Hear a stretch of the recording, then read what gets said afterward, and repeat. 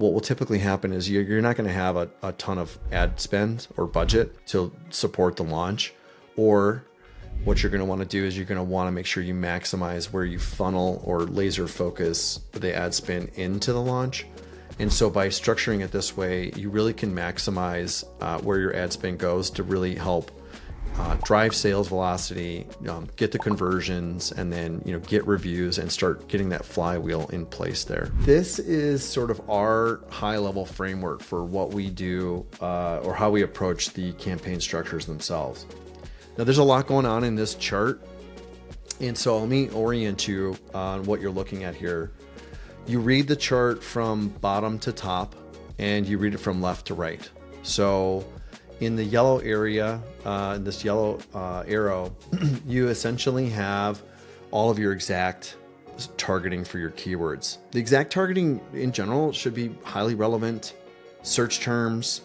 They will include high search volume keywords. So like we were using that coffee maker example, you'd have coffee maker in here. You'd have coffee maker, drip coffee maker with coffee grinder in here. And then depending on the search volume and the control that you want, you will want to put those keywords into individual keyword campaigns or single keyword campaigns.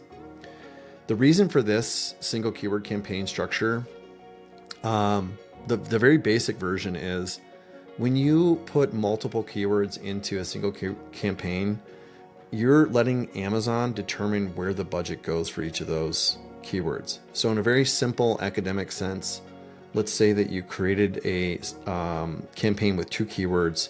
It is coffee maker and drip coffee maker. So that's the only difference is the word drip is put in there. And if we give that campaign, say $100 per day in advertising, Amazon is going to figure out how to allocate that $100 between those 2 keywords, and you have no control over that. Amazon will just start allocating to drip coffee maker when in fact maybe you really wanted it to be on coffee maker or vice versa. So by enabling your campaigns to have a single keywords, especially for these really, really important ones, you have maximum control over the budget. You also have maximum control over the placement, such as top of search or rest of search. You have a lot of those different controls. And ideally, every single one of your campaigns would be a single keyword campaign. There's nothing wrong with doing that. You just have a management nightmare to deal with for the most part. But we will absolutely go and isolate, say the top 10 keywords into single keyword campaigns. And by the time you get to the top 10 keywords, you have probably, from an advertising perspective, you've got probably in the upwards of 80 to 90% of all of your search volume and your keyword coverage addressed just by those top 10 keywords. For the ones that aren't in the top 10, we'll group them. We will typically group them into no more than 5 to 8 keywords per campaign. For exactly the reason I just mentioned before, we want to ensure that those keywords get a proper allocation of budgets. And so by minimizing the number of keywords that go into those campaigns, you're reducing the risk that Amazon just gives a handful of those keywords all of the budget. We have seen, when we do audits, we have seen brands where the campaigns come in and there's literally 100 keywords in the campaign, and there's no surprise. Honestly, like only a handful get all the budget, and some of those keywords are very relevant, but they're getting no exposure at all because they're not getting funded. So that kind of addresses the exact targeting, and we'll implement those campaigns within the first, literally from day 0. But we'll implement those for the first week, 2, maybe more. These are just loose guidelines in terms of what the time frame looks like. The other thing that we'll do, and you'll see here that I've got sort of the tail end of the phrase targeting and the product targeting trickling into that dotted box on the bottom called index week 1, week 2. The reason is because we might actually start on day 0 with just an exact targeting campaign, and then a few days later, within that first initial indexing period, we will then fold in phrase targeting as well. And when we do this, phrase targeting is going to be very specific. We will typically only do medium tail, so that's 3 words or 4 words. We go a little bit further than that. 3 words and 4 words isn't good enough for us. We actually remove what we call stop words from that measurement because we want consistency. So let me explain what that is. A stop word is something like the word for, with, of, the. Those words don't have any meaning to Amazon's algorithm. And so when those words are typed into the search query bar, they show up in your search results, but Amazon's not actually analyzing those as part of its shopper intent or, showing search results. And on top of it, if you had multiple stop words in there, so for instance, coffee maker with drip and grinder, you instantly move into long tail. But if I did coffee maker, drip, grinder, I'm in medium tail. And so by doing that, we have a much more consistent way of looking at short, medium, and long tail segments. So back to phrase targeting, we're doing medium, usually from the very beginning. If we find highly relevant long tails, we'll throw those in there. And then we will add new targets incrementally. It's not uncommon for us to create campaigns that are part of the early stage of launch and literally only have like 3 phrases in there. So I'm going to pause there and just explain sort of, why we keep it so tight.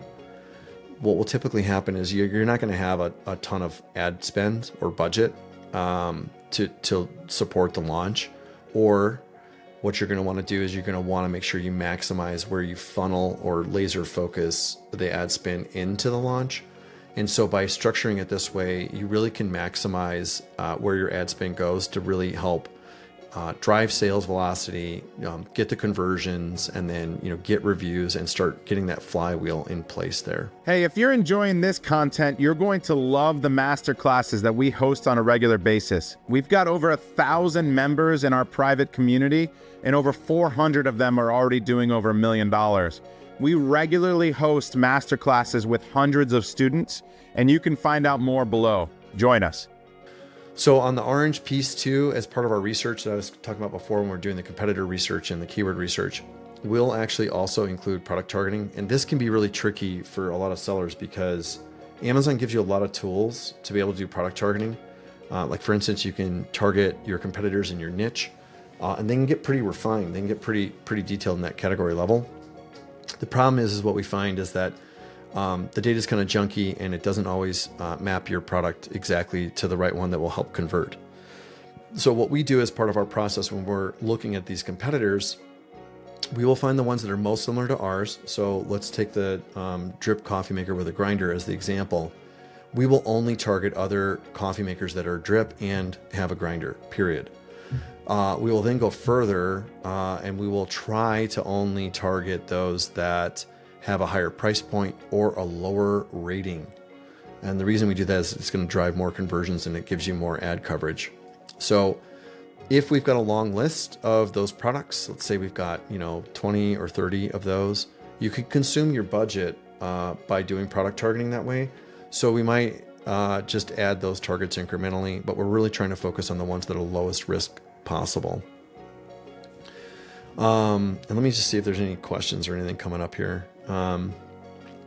If you guys want to pose questions along the way, go for it, and I can come back and kind of address this. But as we move into that next phase, we go into grow, and then we're starting to move into profit. I can kind of summarize how this will work over time. By this time, you're somewhere in week 3, week 4, you've got real data. So you're assessing what's happening in the exact phrase and even potentially in the product targeting. And you might be making adjustments by changing budgets, increasing bids, changing placements, and things like that. But we'll also then start to look at and consider, and it doesn't always have to happen this way, we'll start to consider adding in autos and broads. And when we do the broads, we'll do broads with the modifiers so that they're very specific, that those words have to all be in there, but they can be in any order. The auto campaigns are really interesting. This is an old strategy. It's been around for a really long time. It still works for those of you who are interested in this, but you can do what's called an auto low bid strategy. You can Google it if you want to learn more about the details, but essentially you give the campaign for that product a relatively high budget. Literally, like you can go like $1,000 per day. It sounds insane. You'll never spend it, but what you're indicating to Amazon is that you're willing to spend it. And its little, campaign algorithm will pick up on that. And then you have a really, really low bid. So like if your baseline bid is say like $2.50 per click, you might set your bid at 25 cents. So like 1/10 of that amount. And you won't necessarily know what that bid needs to be. So you may need to play around with it a little bit. But what the sweet part about it is you start with a very low bid, and the first week you'll see almost no impressions, like literally maybe like 100 to 1,000, like almost zero. But then over time, and we're talking about like weeks and weeks and weeks, that auto campaign will start to find new places to place your product that start to become a little bit more relevant based on Amazon collecting data and learning about your product and ad placements. And the conversion rate may be really crappy, but what can end up happening is because the clicks are so low, even though you have a poor conversion rate on that auto low bid, you can end up still with a really healthy ACOS for it. And we work with brands that do this, and it does work. There's a downside is if it doesn't really pay off, or it's not something that like you're in a super hyper competitive category where conversion rate really is going to be a driving factor for rank, you may want to postpone that until a later time. And the reason is that you're generating clicks, lots and lots of cheap clicks, but you're generating lots of clicks with no orders. And so those conversion rates can have a negative impact on your organic rank. So I'll leave it at that. We've got other phases here too, looking at sponsor display and sponsor brands, and then bringing in external traffic as well that gets folded into these other stages too.